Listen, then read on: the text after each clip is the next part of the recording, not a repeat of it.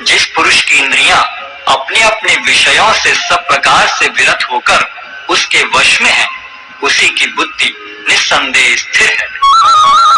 जो सब जीवों के लिए रात्रि है वह आत्म संयमी के जागने का समय है, और जो समस्त जीवों के जागने का समय है वह आत्मनिरीक्षक मुनि के लिए रात्रि है।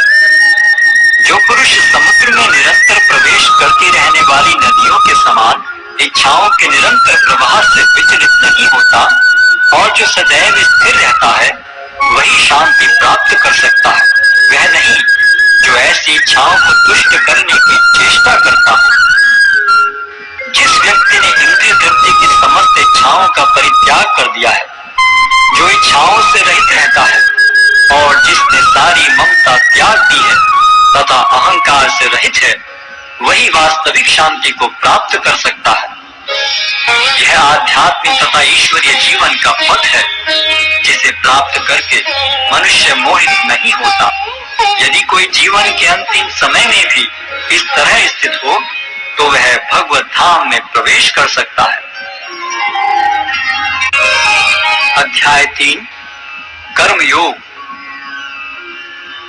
अर्जुन ने कहा, हे जनार्दन, हे केशव, यदि आप बुद्धि को सकाम कर्म से श्रेष्ठ समझते हैं तो फिर आप मुझे इस घोर युद्ध में क्यों लगाना चाहते हैं? आपके व्यामिश्रित उपदेशों से मेरी बुद्धि मोहित हो रही है, अतः कृपा करके निश्चय पूर्वक मुझे बताएं कि इनमें से मेरे लिए सर्वाधिक श्रेयस्कर क्या होगा। श्री भगवान ने कहा, हे निष्पाप अर्जुन, मैं पहले ही बता चुका हूं कि आत्म साक्षात्कार का प्रयत्न करने वाले दो प्रकार के पुरुष होते हैं।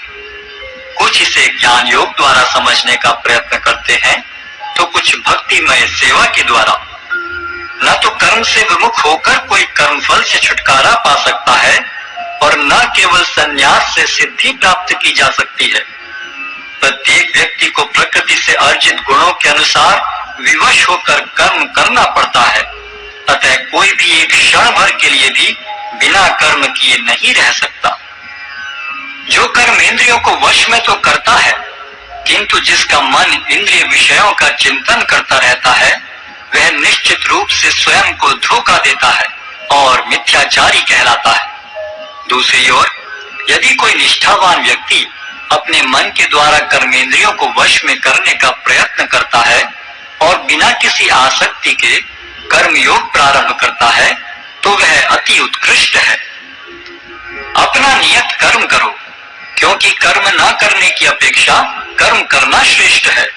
कर्म के बिना तो शरीर निर्वाह भी नहीं हो सकता।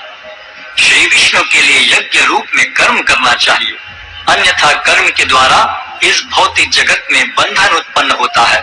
अतः हे कुंती पुत्र, उनकी प्रसन्नता के लिए अपने नियत कर्म करो, इस तरह तुम बंधन से सदा मुक्त रहोगे।